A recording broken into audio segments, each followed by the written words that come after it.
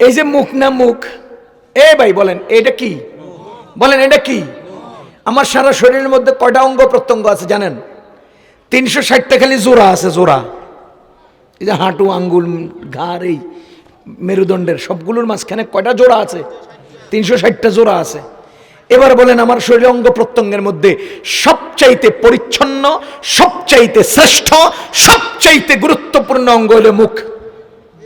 এই মুখে জিকির করে, মুখে তেলাওয়াত করে, মুখে হাসি দেয়, মুখে কান্না করে, মুখে কথা বলে, মুখে নিজের দিমাগ প্রকাশ করে, মুখের মাধ্যমে নিজের মাহফিজ জমির ভিতরে জমে থাকা সব বাহিরে ব্যক্ত করে।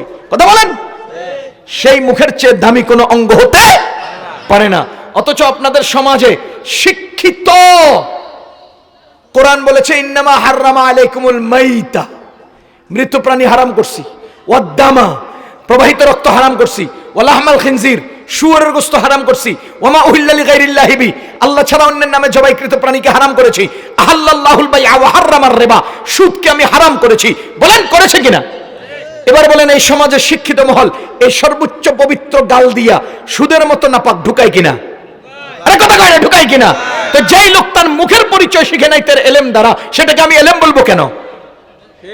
যে লোককে তার মুখের মর্যাদা শিখাইতে পারে নাই তার শিক্ষা, সেই শিক্ষাকে আমি এলেম বলবো কেন?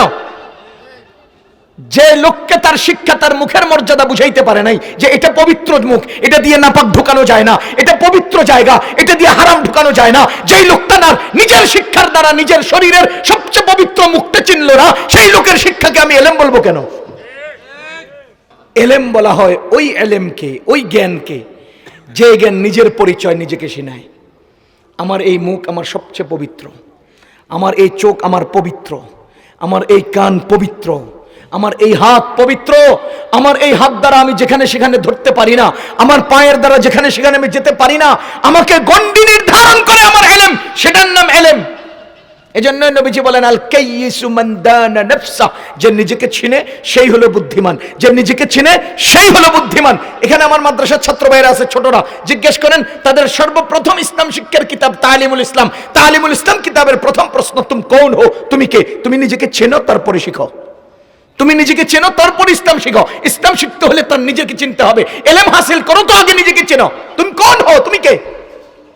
কেন মুফতি কিফায়াতুল্লাহ সাহেব রহমতুল্লাহ আলাইহি তার কিতাবের প্রথম প্রশ্ন তুম কোন হো লিখেছেন? কেন? ওই যে নবীজি বলেছেন আল কাইয়িসু মান দানা নাফসা, যে নিজেকে চেনে সেই বুদ্ধিমান। এজন্যই নবীজি মুফতি কিফায়াতুল্লাহ সাহেব বলেন তুমি তো ইসলাম শিখবা, ইসলাম তোমারে কি শেখায় সেটা তুমি জানবা, আগে তুমি কে সেটা শেখো। যে ব্যক্তির এলেম তার নিজের পরিচয়ে তাকে না দেয়, সেই ব্যক্তির সেটা জ্ঞান, সেটা নলেজ, সেটা এলেম না।